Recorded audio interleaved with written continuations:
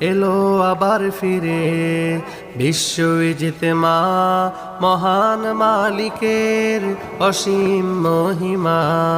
এলো আবার ফিরে বিশ্ব ইজতেমা, মহান মালিকের অসীম মহিমা।